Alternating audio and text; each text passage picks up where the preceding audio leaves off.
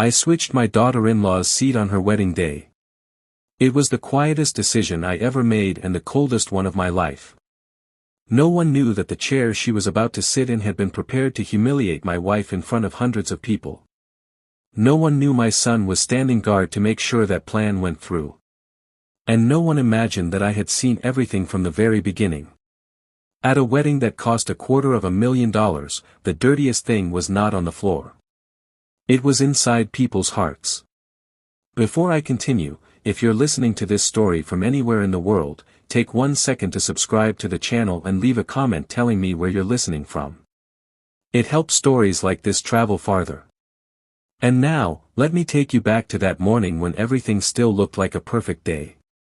I sat alone in the study on the second floor, where I could look straight out over the Charleston beach, stretching under the sunlight.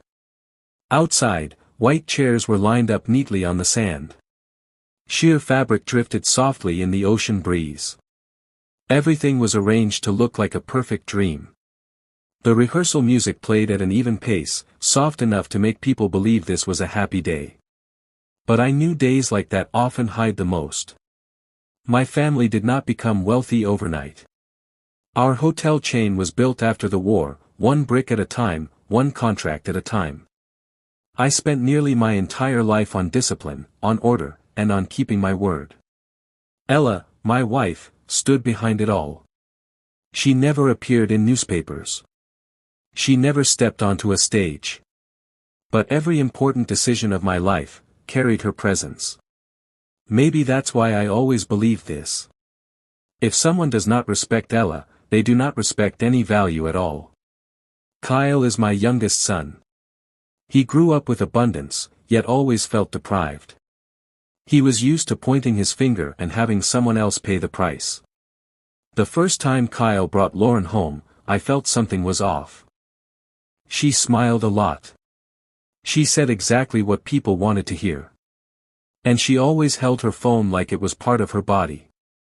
Ella tried to be close to her future daughter-in-law. She asked questions. She gave way. She even took the blame for small things that were not her fault. I saw all of it. And I also saw how Lauren received it as if it were only natural. This wedding was not my wish. Kyle and Lauren came to me with a long budget proposal. The final number was $250,000. They talked about image, about status, about how the guest needed to remember it forever. Ella stayed quiet. She only nodded slightly when I asked for her opinion. She was always like that, choosing peace over argument.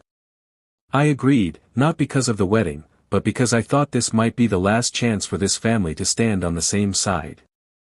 But the closer the day came, the more something felt misaligned. Lauren often avoided Ella. When they did meet her, smile never reached her eyes. Kyle grew more irritable than usual.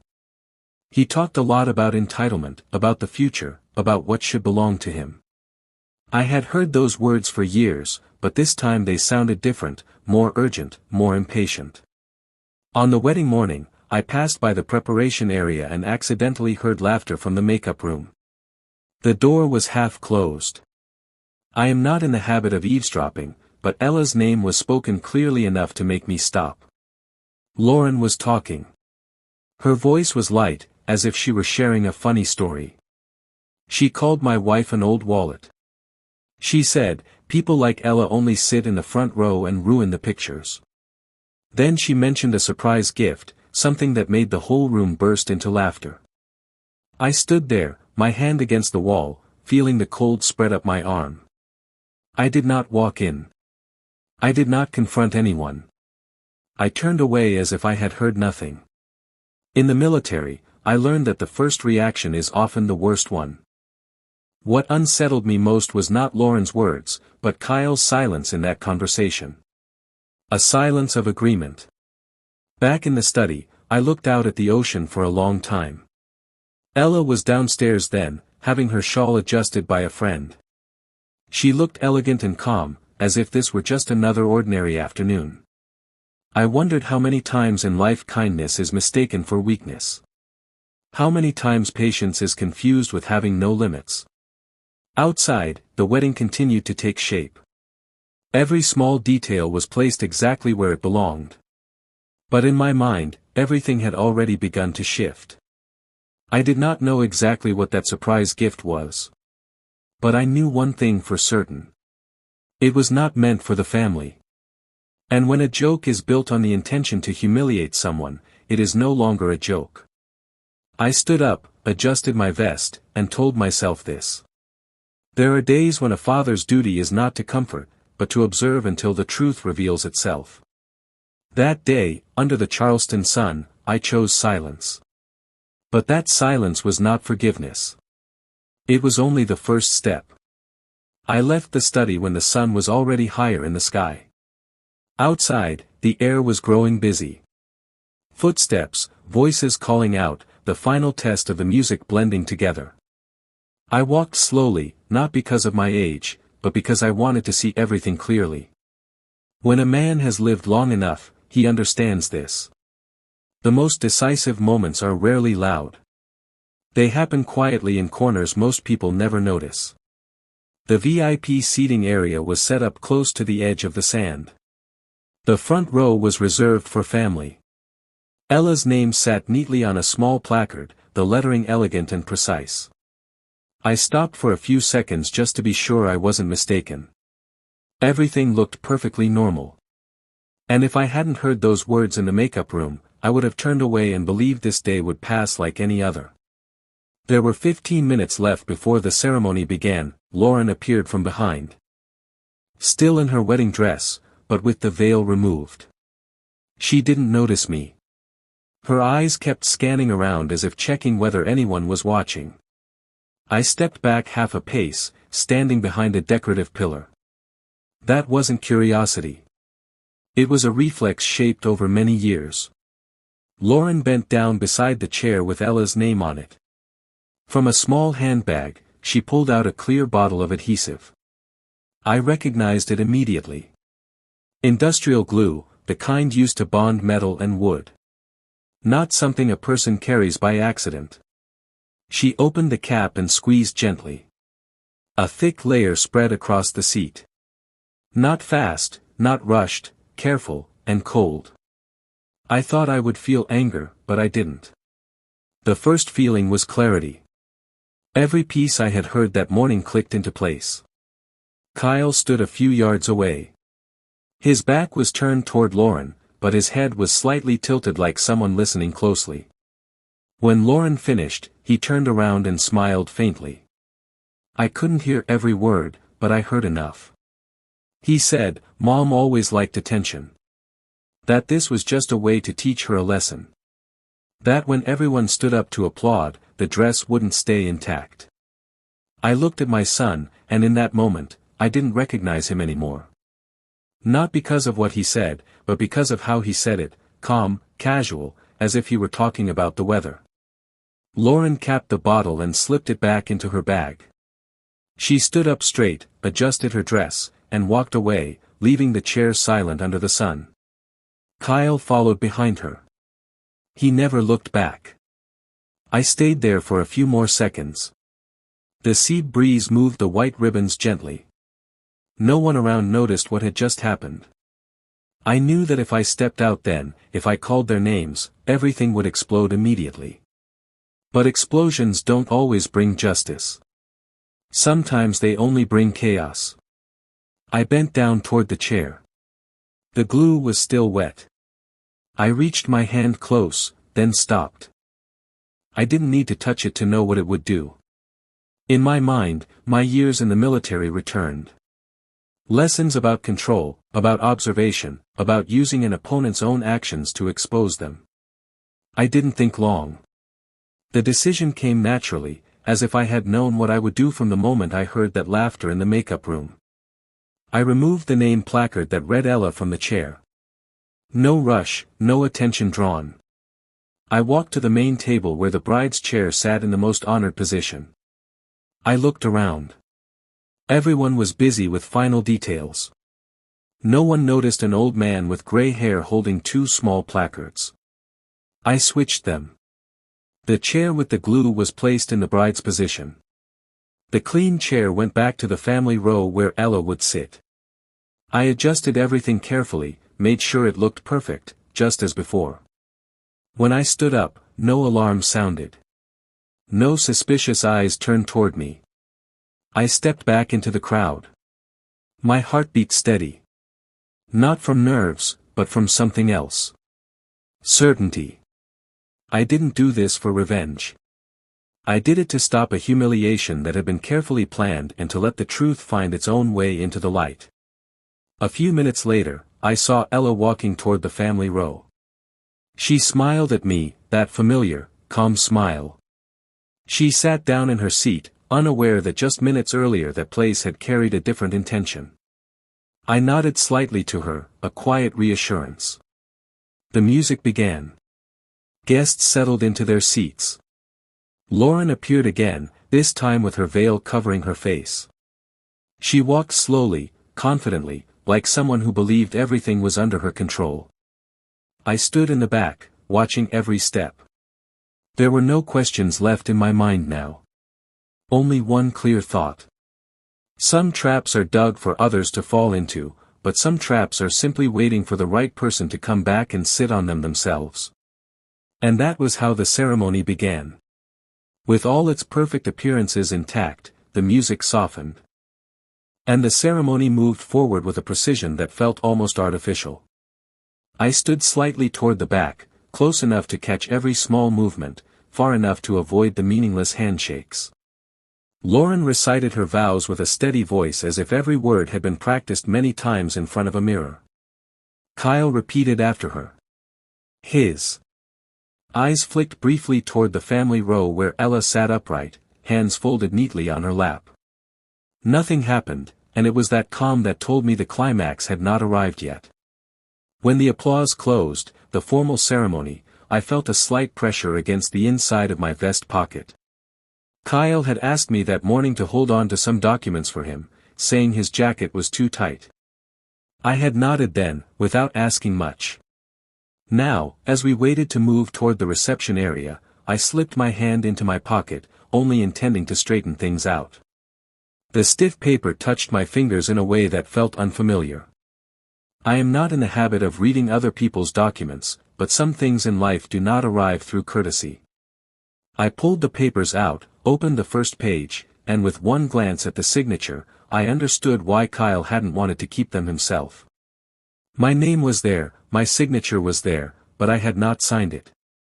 It was a provisional will attached to a transfer of usage rights for the Charleston estate. The effective date was clearly written immediately after the wedding. Every line was carefully worded, enough to fool someone who only skimmed. But I had signed too many documents in my life not to see the difference. The handwriting was harder, the pressure uneven. A copy born from haste and greed. I folded the papers back up. The feeling in my chest was not shock. It was confirmation. The words I had overheard that morning. The prepared chair. The impatience in Kyle's eyes, everything revolved around one thing. Ownership. Not family. Not kinship.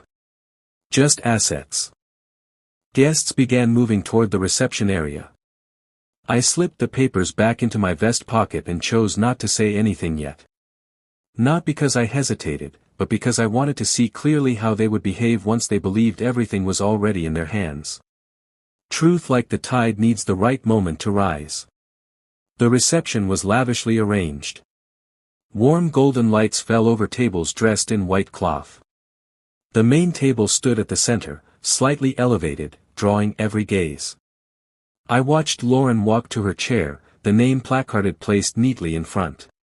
She didn't look down. She didn't check. The confidence of someone who believes her plan has succeeded leaves no room for doubt. Ella sat at the family table, speaking softly with a few acquaintances. She looked more at ease than she had that morning. I looked at her then at the papers in my pocket and realized that some forms of protection do not happen in a single moment, but stretch across years through every decision one is forced to make. The MC began the opening remarks. Lauren smiled, stood up, and waved to the guests like someone long familiar with cameras. She spoke about love, about the journey, about the challenges they had overcome. Every sentence was polished to sound perfect on the live stream. Kyle stood beside her, one hand resting on the back of the chair. His eyes drifted toward me from time to time as if waiting for some sign of approval. I gave none. I only listened. As Lauren spoke, the contrast between image and nature became clearer than ever. A person can speak endlessly about family and still prepare documents to take it from them. A person can wear white and still plan to humiliate someone on a day meant to be sacred. When the speech ended, the MC invited the bride to sit to prepare for the next segment, a commemorative video. Lauren turned back to her chair. She placed her hand on the seat and sat down with the confidence of someone expecting the next round of applause. I watched that moment without blinking, not because I wished for something bad to happen, but because I knew every disguise has its limit. I adjusted my cuff, feeling the papers still there in my pocket, the forged will, the transfer documents, things created to take, not to build. I didn't know exactly when I would speak. I only knew that when I did, I would speak once enough to never repeat myself. The video began to play. The lights in the reception hall dimmed. Old images filled the large screen. Kyle as a child, beach trips, family evenings. I heard a few emotional sighs in the room. I didn't look at the screen. I looked at Lauren. She sat straight-backed, hands resting on her lap, eyes fixed forward, completely unaware that the chair beneath her was holding tighter than any vow that had just been spoken. In my mind, everything was ready. No doubt, no hesitation. When the truth is already in your hands, the only thing left is to wait for the right moment to place it under the light. And that moment, I knew, was very close. The video was still playing when the MC spoke up. His voice was gentle, but clear enough to cut through the emotion in the room. He invited the bride to stand and receive a special surprise from friends. It was a familiar moment in weddings like this, a moment designed to cue applause and tears at just the right time. Lauren smiled. She placed both hands on the edges of the chair, preparing to stand, just as she had practiced in front of the mirror countless times. I saw that confidence clearly. It didn't come from happiness. It came from believing she was in control. Then everything stopped. Lauren leaned forward, but her lower body didn't move. The smile on her face froze like a photograph caught between two frames. She tried again, this time with more force. The chair made a soft sound, not loud, but unusual enough for a few people at nearby tables to turn their heads. Kyle frowned and leaned down, whispering something to her. Lauren shook her head and whispered back, her voice tense. I couldn't hear the words, but I saw her hand tighten around the edge of the table. The MC hesitated on stage, trying to keep the program moving with a weak joke. No one laughed.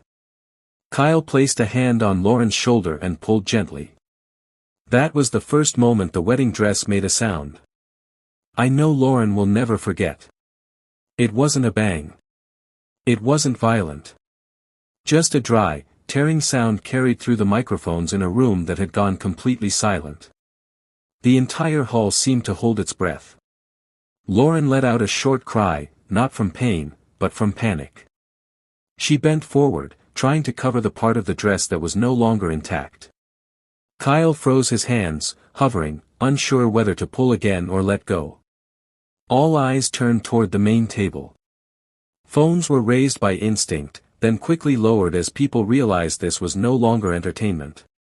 I stayed seated. I didn't stand up. I didn't look around. I only looked at Lauren, held in place by the very chair she had prepared for someone else. Silence spread through the room, thick, heavy, like air no one knew how to break. The MC stumbled through a few apologies, suggesting a brief pause. Event staff started moving closer. Then Kyle pulled again. This time, the tearing sound was clearer. Lauren broke down. Not the kind of crying meant for cameras, but the collapse of someone who had just realized she had crossed a line she could never step back over. I stood up. The sound of my chair was small, but in that moment, it was enough to draw attention.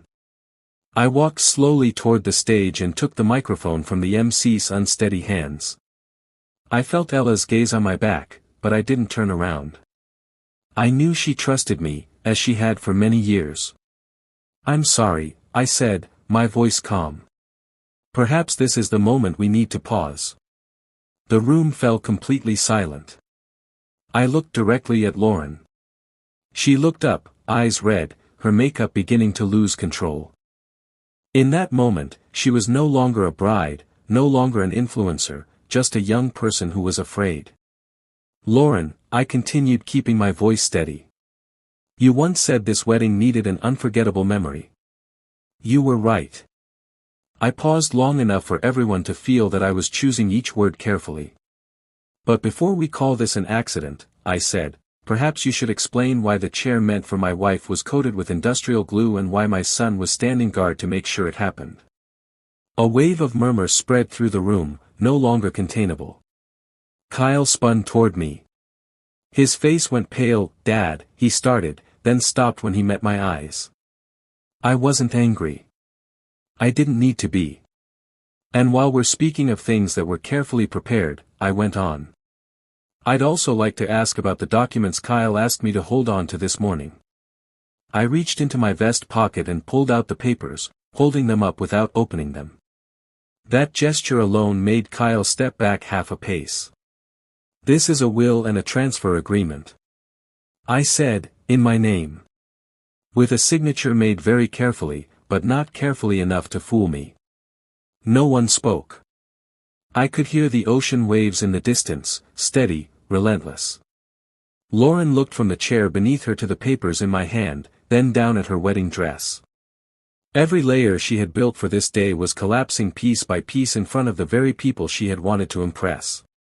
I lowered the microphone slightly, my voice deeper. "I'm not standing here to humiliate anyone," I said.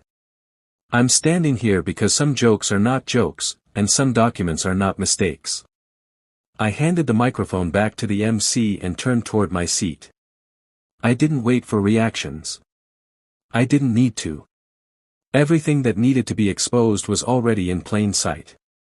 Lauren remained stuck to the chair. Kyle stood beside her, out of words, and in that heavy silence, I knew it. The point of no return had been crossed. After I returned to my seat, no one had the confidence to call it a party anymore. The music was turned off completely. The event staff gathered in small groups, whispering, their eyes drifting toward the main table, then quickly away. Lauren remained seated, motionless. She no longer tried to stand. Kyle stood beside her, his shoulders heavy, as if for the first time in his life, he understood that some things cannot be fixed with an apology. I sat next to Ella. She took my hand very lightly. She didn't ask anything.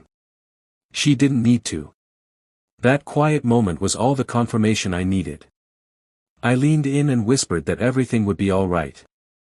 Ella nodded, her eyes facing forward, calm in a way that made my chest ache. There are women who spend their entire lives holding a family together, and only when they are pushed to the edge do others finally understand the weight of that patience. I signaled to the estate manager. We spoke briefly. No raised voices.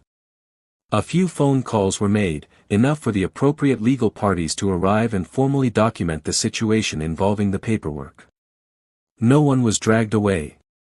There was no chaos, only questions that needed answers, and answers that would no longer be given on a stage. Legally speaking, the ceremony ended there. No loud announcement. None was necessary. When the foundation of a marriage is built on deception and humiliation, it collapses on its own. No one needs to push it. I stood up again, this time without a microphone. I walked over to Kyle and Lauren. My voice was low. Only they could hear me. I said today was not the day for arguments. I said they would leave the reception area after everything was handled properly, and before they left they would personally clean up what remained of this event. Not as punishment but as understanding. Everything has a price. Kyle looked at me for the first time that he couldn't find a reason to argue. Lauren lowered her head. The white dress was no longer perfect. But what made her tremble wasn't the fabric.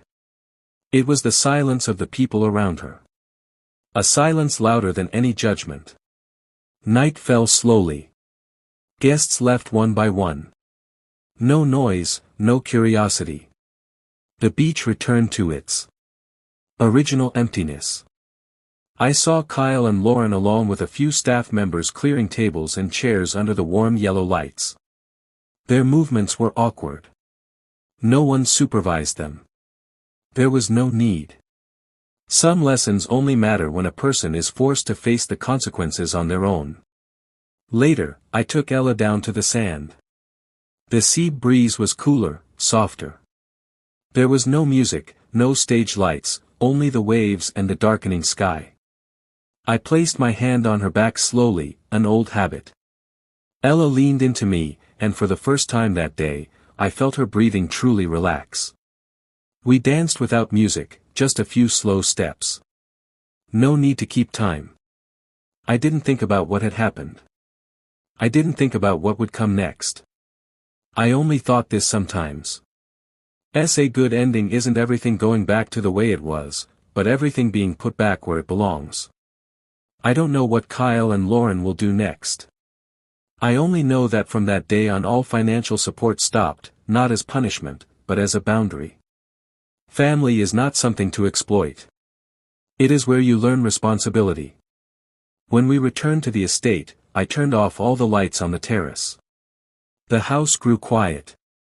I looked at Ella and in the dim light I saw a very faint smile.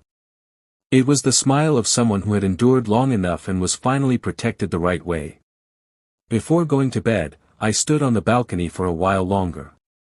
I thought about the chair, about the papers, about the silence that had spoken for me, and I understood something I had known for a long time.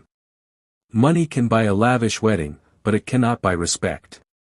And if someone tries to tear apart the dignity of the person who protected them their whole life, they will be the one left with nothing to cover themselves. If you were in my place, would you choose forgiveness or would you choose to put everything back within its proper limits? I'd like to hear your thoughts in the comments. Thank you for listening to this story. If it made you reflect on family, on boundaries, and on respect, please subscribe, like, and share so stories like this can continue to be told. Money can create a perfect day. But only self-respect can keep a family standing. Remember that before it's too late.